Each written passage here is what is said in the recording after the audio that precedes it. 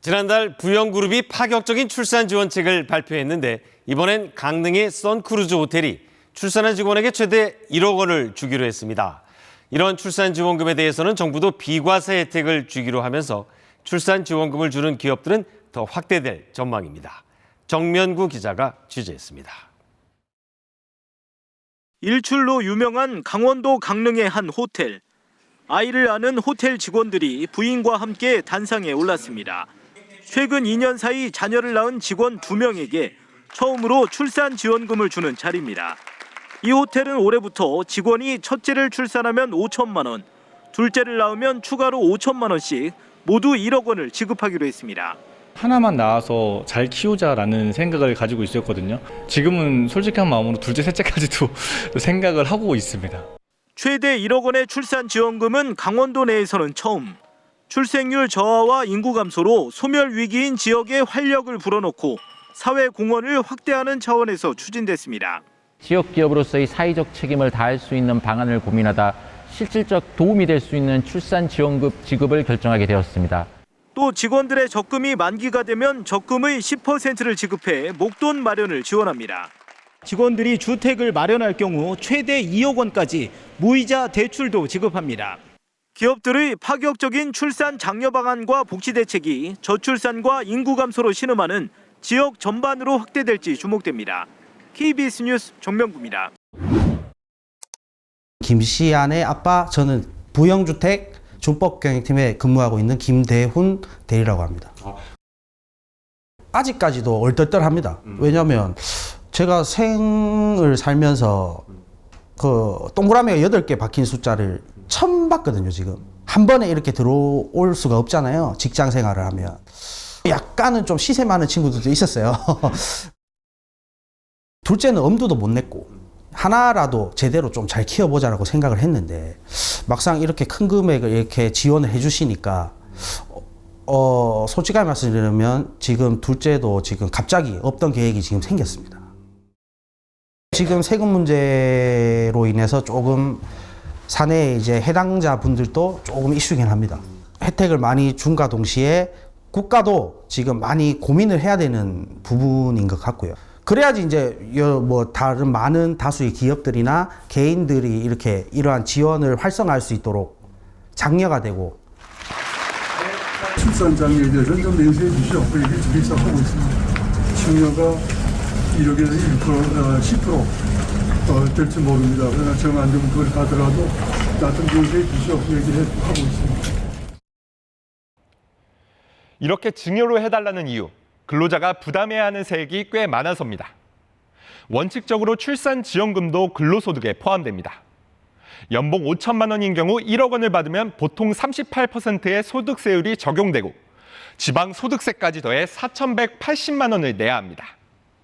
반면 증여 방식이면 10%, 1,000만 원만 내면 됩니다. 부영 측에서 아예 기부로 보고 면세해주면 어떠냐 이런 얘기도 했는데 기부금 인정은 법 요건도 엄격하고 회사가 직원에게 준 돈을 기부로 보는 건 사회 통념상으로도 불가능에 가깝습니다. 그럼 증여로 보면 되지 않느냐? 이것도 쉽지 않습니다. 전례가 없어서입니다. 포스코, HD현대 등 많게는 500만 원까지 출산 지원금을 지급했던 회사에선 모두 근로소득으로 보고 세금을 냈습니다. 이번이 이 전례를 깰 만한 때인지 정부는 고민하고 있습니다. 근로소득이 될 수도 있고 그다음에 증여가 될 수도 있다. 기업과 근로자가 추가적인 세부담이 생기지는 않도록 저희가 설계를 해보겠다 이런 취지니까 그 정도까지만 오늘은 제가 말씀을 드리겠습니다. 출산지원금을 특별히 증여로 인정하면 근로자 세부담은 줄지만 이번에 기업 측이 인건비로 인정받지 못해 세금 혜택을 하나도 못 받습니다.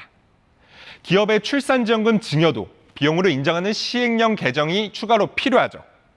이외에 법을 바꿔 지금 월 20만 원인 출산수당 비과세 한도를 늘리는 방법도 있습니다. 결론은 정부가 다음 달 발표합니다.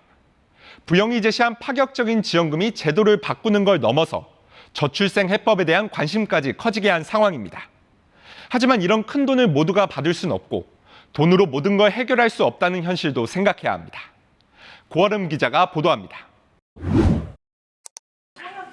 5살 아이를 키우는 이모 씨.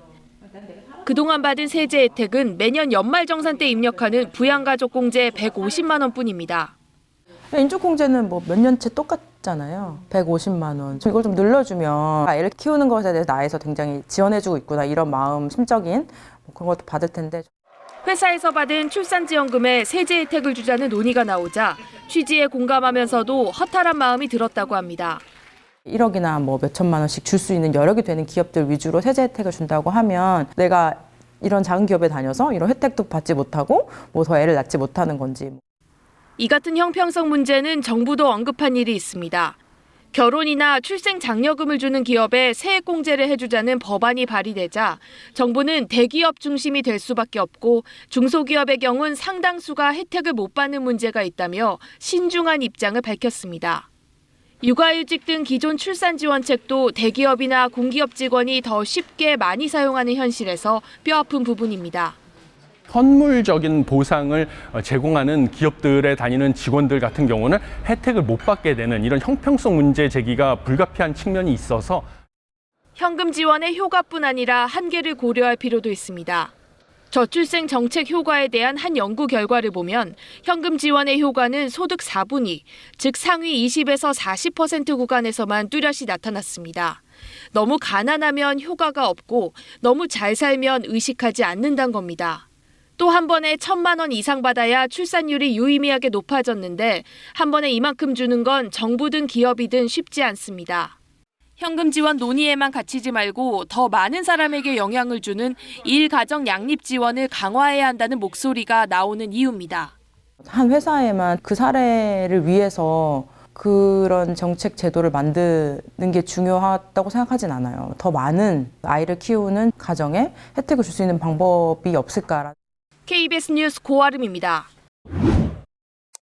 출산하고 난 다음 2년 안에 받는 출산지원금에 대해서는 전액 비과세하겠다고 정부가 발표했습니다. 최근 부영그룹이 자녀 한 명에 1억 원의 출산지원금을 지급하면서 세금이 논란이 됐었는데 심각한 저출산 극복을 위해서 정부도 출산지원금에 대해서는 전액 비과세하기로 한 겁니다. 황현규 기자가 전해드립니다. 아이 한 명당 1억 원.